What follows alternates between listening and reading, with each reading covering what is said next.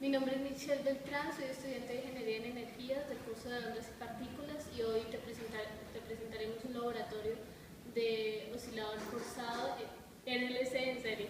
Mi nombre es Edgar Jaimes, yo pertenezco al curso de Ondas y Partículas, estoy Ingeniería en Energía y voy a desarrollar con mi compañera Michelle el laboratorio de oscilador forzado RLC en serie.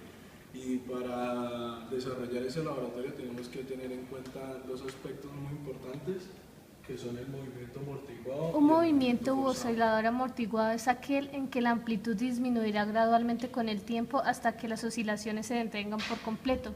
La ecuación diferencial de osciladores amortiguados es la segunda derivada de x más lambda sobre masa por la primera derivada más w al cuadrado por x igual a 0. Sin embargo, en ocasiones el amortiguamiento es lo bastante grande para recurrir a las tres clases de amortiguamiento, que son sobreamortiguado, crítico amortiguado y subamortiguado. En la siguiente gráfica representaremos las tres clases de movimiento amortiguado. El movimiento sobreamortiguado, que es aperiódico, en el cual el amortiguamiento es tan grande que no hay oscilación y la masa regresa a la posición de equilibrio. El movimiento crítico amortiguado también es aperiódico y la masa regresa a la posición de equilibrio más rápidamente que en el caso sobreamortiguado.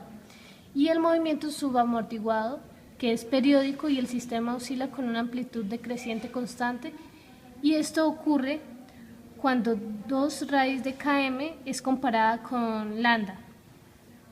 Cuando lambda es mayor es sobreamortiguado, cuando lambda es igual es crítico amortiguado y cuando lambda es menor va a ser subamortiguado. Como se dijo anteriormente, la energía de un oscilador amortiguado disminuye con el tiempo como resultado de la fuerza disipada. Es posible compensar esta pérdida de energía aplicando una fuerza externa al sistema que actúe en la dirección del movimiento del oscilador. A este se le llama movimiento u oscilador forzado. Entonces, acá están las 4 ecuaciones correspondientes al tipo de movimiento. Entonces, esta es la del movimiento forzado, esta es la ecuación de posición y esta es la ecuación de la amplitud y esta es la ecuación para la constante de fase.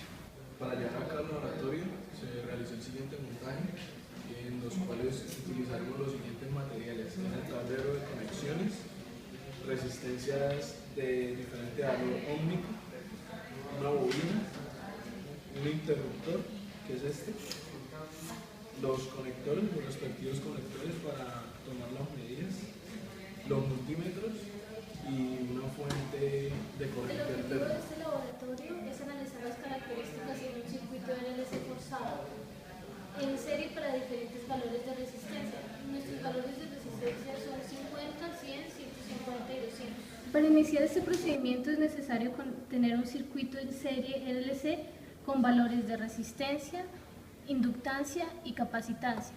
En este primer ejemplo vamos a tener una resistencia de 51 ohms y una capacitancia de 4.7 microfarads. Cada una de estas está conectado a distintos multímetros, los cuales van a medir su voltaje individualmente. También está un último multímetro, el cual va a medir la corriente que se le está suministrando al circuito en total. Y para que esto sea un movimiento forzado, vamos a tener una fuente de voltaje que le suministrará 5 volts al circuito y con una frecuencia de 200 Para llevar a Hz. cabo el laboratorio hay que tomar los respectivos datos con la ayuda de los multímetros, el voltaje de la resistencia, del inductor, que en este caso es una bobina, y del capacitor.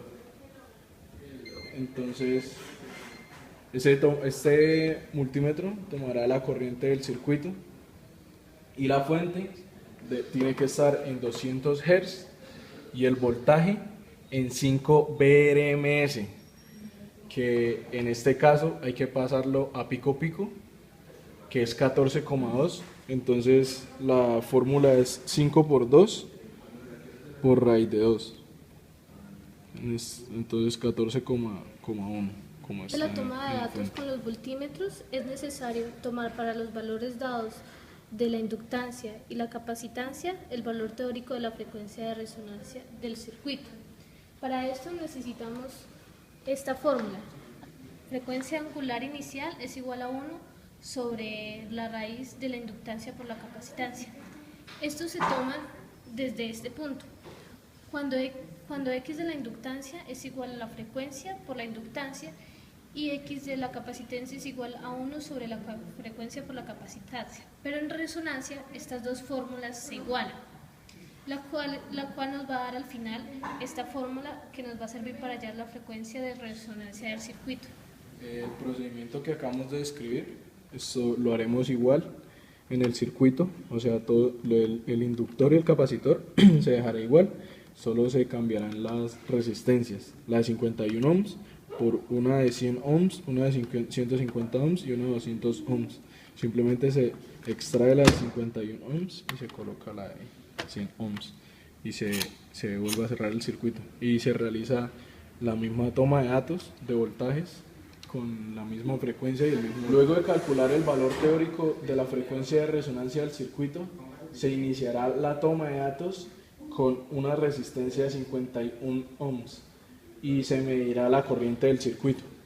Luego se irá incrementando de 200 en 200 la frecuencia que suministra la fuente y se mide nuevamente hasta superar ligeramente la frecuencia de resonancia calculada.